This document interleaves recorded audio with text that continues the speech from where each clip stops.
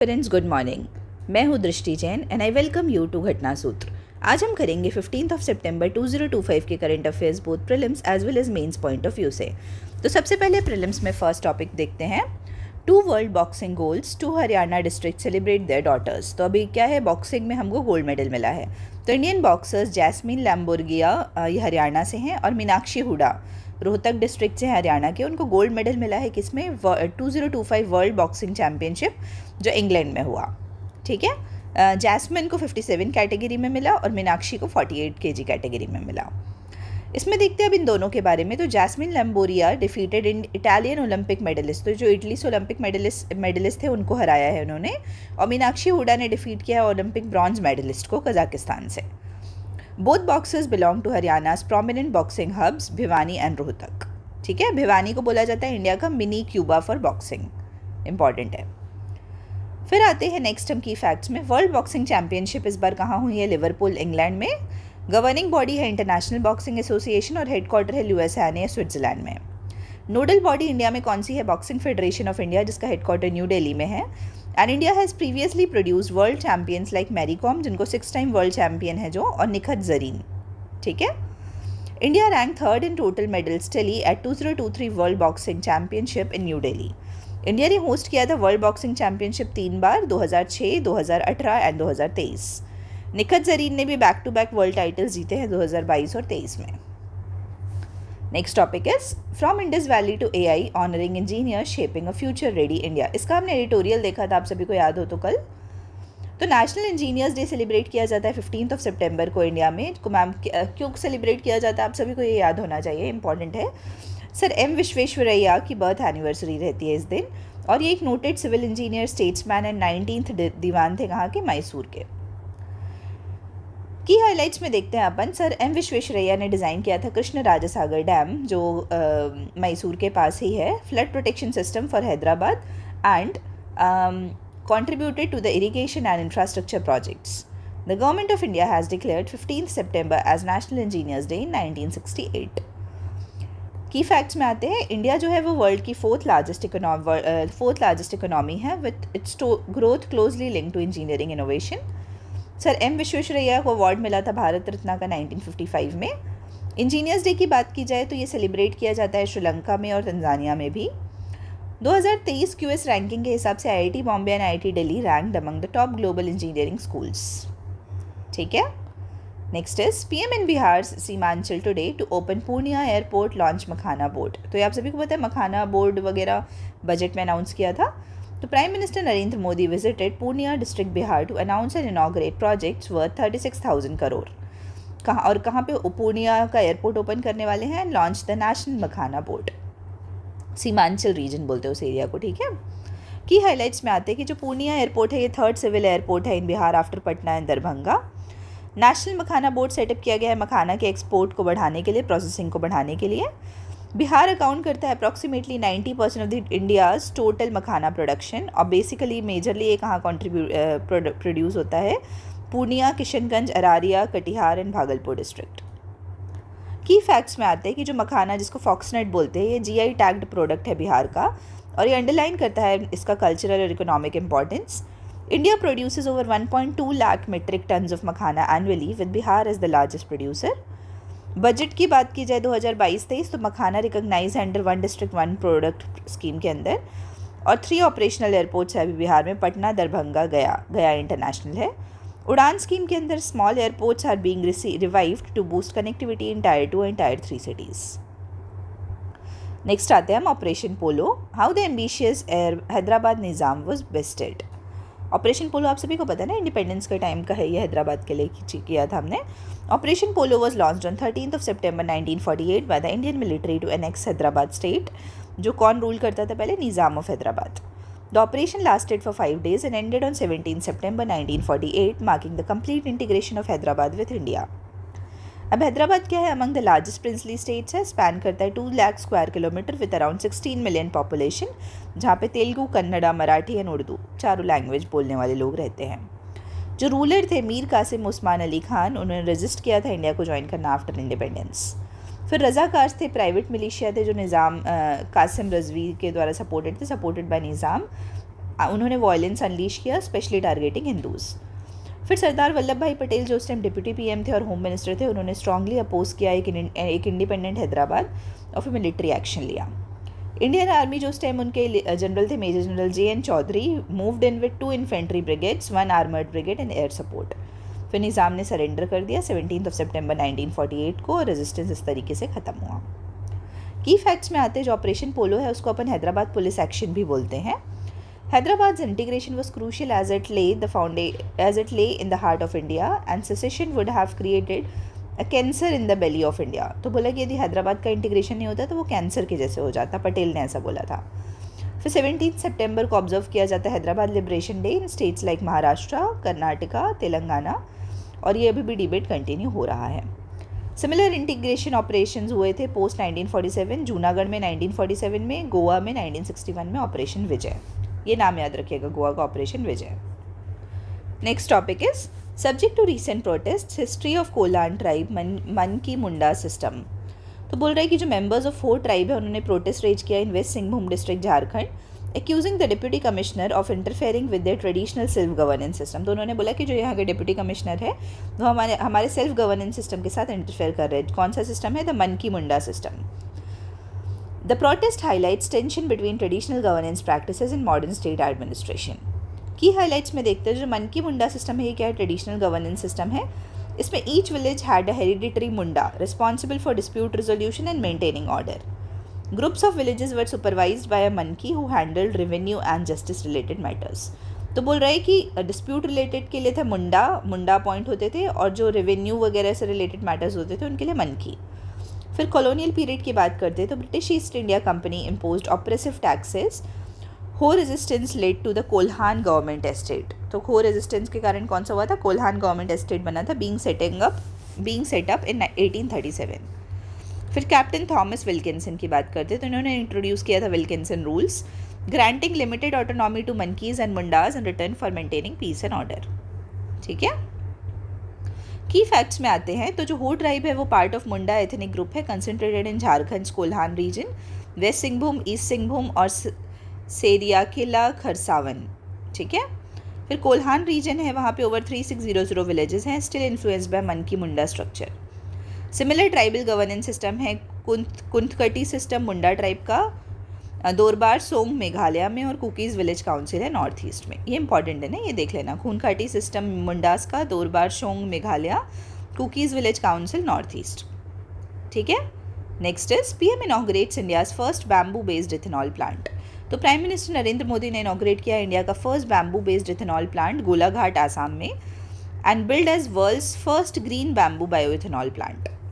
ठीक है।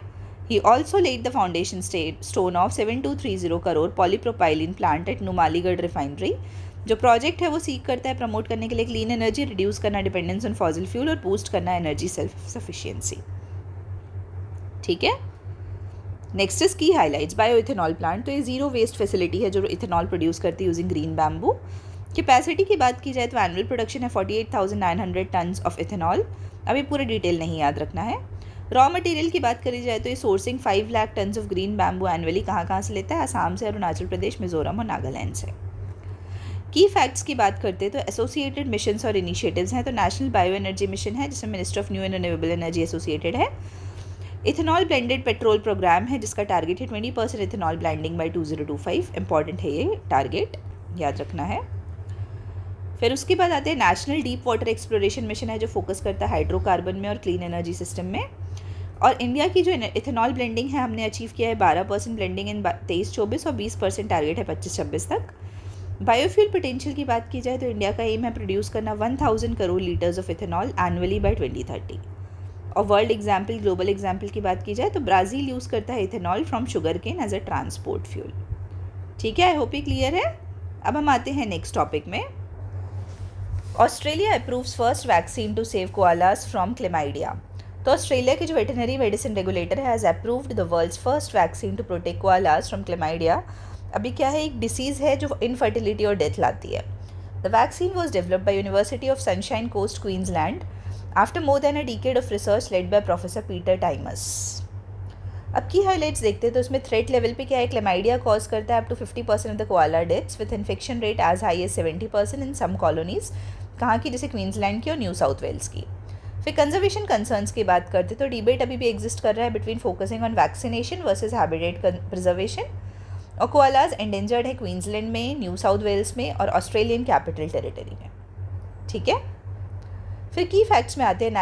National koala monitoring programme उसने एस्टिमेट किया था कि 2,24,000 से 5,24,000 कोआलाज हैं ऑस्ट्रेलिया में 2024 के डाटा के हिसाब से। कोआला पॉपुलेशन की बात की जाए तो Australia koala foundation estimates fewer than 1 lakh koalas in the wild. Major threats कौन कौन से, हैबिटेट लॉस है due to bush fires, urban expansion, climate change और डिसीज आउटब्रेक्स। ग्लोबल एग्जाम्पल देखते हैं तो similar wild life vaccination strategies test की जा रही है तस्मानियन डेविल्स में and African wild dogs rabies के लिए। इंडिया की लिंक की बात की जाए तो India has implemented vaccination campaigns for गिर लायंस के लिए किया हमने, टाइगर्स के लिए किया था, कौन से गिर लायंस के लिए कैनाइन डिस्टेम्पर वायरस के अगेंस्ट CDV। ये बहुत न्यूज़ में था, आप सभी को याद होगा, गुजरात में था जब। फिर next topic is Kerala to host 2-day national AYUSH mission workshop on IT solutions in AYUSH sector from सितंबर 18-19। तो कौन सा स्टेट केरला होस्ट करने वाला है 2-day आयुष नेशनल मिशन। ठीक है, the national AYUSH mission Kerala is hosting a 2-day national workshop on IT solutions in the AYUSH sector सितंबर 18 और 19 के बीच में कोट्टायम केरला में। The event follows the Departmental Summit 2025 of National Ayush Mission held in New Delhi, जहाँ पे IT enabled digital services discuss की जाएंगी digital sectors में। अब की हाईलाइट्स में हम ऑब्जेक्टिव देखते हैं तो हमारा ऑब्जेक्टिव है स्ट्रेंथन करना आयुष डिजिटल फ्रेमवर्क को through standardisation, interoperability, scalability and evidence based policy making. Field visit की बात की जाए तो विजिट होगी across Kottayam, Alappuzha and Thrissur district. और मॉडल कौन सा शोकेश करेंगे हम, Ayushman Arogya Mandir, ISM and homeopathy NABH certified है जो कायाकल्प अवॉर्डेड सेंटर है। Government AYUSH hospital, sports Ayurveda project, Arogya Nauka, palliative care, Drishti and Ayurkarma. ठीक है, ये सब हम शोकेस करेंगे। की फैक्ट्स में आते हैं तो जो इंडिया का आयुष सेक्टर मार्केट है, ये प्रोजेक्ट है to reach $23 billion by 2027, invest India की रिपोर्ट ने बोला है 2024 वाली। फिर केरला मॉडल देखते हैं तो recognised for community driven AYUSH projects like sports Ayurveda and Ayushman Arogya Mandir, और ये अलाइन करता है traditional medicine with modern health के साथ। ग्लोबल कंटेक्स्ट की बात की जाए तो WHO का एक ग्लोबल सेंटर है फॉर ट्रेडिशनल मेडिसिन, कहाँ पे है, जो जामनगर गुजरात में, और ये सपोर्ट करता है इंडिया की लीडरशिप को इन आयुष डिजिटलाइजेशन। ठीक है, now the next and the last topic for prelims is 2-day National Agriculture Conference Rabi Abhiyan 2025 to begin in New Delhi tomorrow. तो union agriculture minister and farmers welfare is organising the national agriculture conference Rabi Abhiyan, जो रबी और खरीफ crop हम पढ़ते हैं ना, 2025 और 15 to 16 सितंबर at Bharat Ratna C Subramaniam auditorium, Pusa campus, New Delhi. तो C सुब्रमण्यम कैंपस में ऑडिटोरियम में हो रहा है। The conference will focus on preparations, production, target and strategies for Rabi sowing season 2025-26।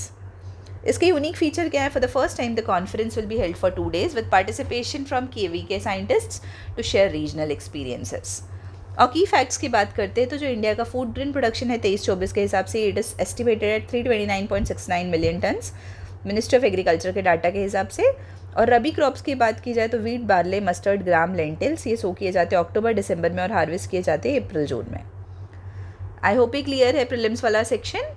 अब हम आते हैं मेंस के टॉपिक में। तो मेंस में हम एडिटोरियल पढ़ेंगे। तो सबसे पहले हमारा फर्स्ट एडिटोरियल है a time to reinvent.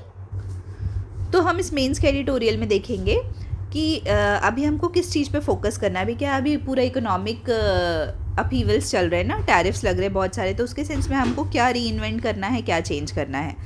तो the global disruption driven by tariffs, trade diversion and technological shifts. ये जो रिस्क है ये डेवलपिंग कंट्रीज़ की कैजुअलिटीज़ में काफ़ी ज़्यादा कैजुअलिटीज़ क्रिएट कर रही है और ज़्यादा। Emerging markets must use the shocks to reinvent. तो हमको क्या करना चाहिए, उसके हिसाब से री इन्वेंट करना चाहिए। अब अभी देखते हैं कि अभी क्या करंट सिनेरियो चल रहा है। तो टैरिफ्स की बात करते हैं तो international trade has seen a growth lifetime for emerging markets 25 सालों से। Effective tariffs in US have risen to 18%, highest ever since 1930s। फिर ट्रेड डाइवर्जन की बात करते हैं तो चाइना का जो स्लो डाउन है और प्रोटेक्शनिज्म है पोस्ट ट्रम्प टैरिफ, वो क्रिएट कर रहा है risk for export dependent EMs emerging markets के लिए। टेक्नोलॉजी की बात करते हैं तो जो रैपिड टेक्नोलॉजिकल चेंज है is labour substituting. Capital labour ratio है मैन्युफैक्चरिंग में वो राइज हो रहे हैं, रिड्यूस कर रहे हैं लो स्किल जॉब अपॉर्चुनिटीज़ को। और जो कंट्रीज़ है जैसे इंडिया वो फेस कर रही है sharper risk due to over dependence on labour intensive exports. फिर रिफॉर्म इम्पेरेटिव की बात करते हैं तो which shrinking global demand countries must push land, labour, power and health reforms. और जीएसटी सिंप्लीफिकेशन पे फोकस करना चाहिए and reducing compliance burdens are necessary.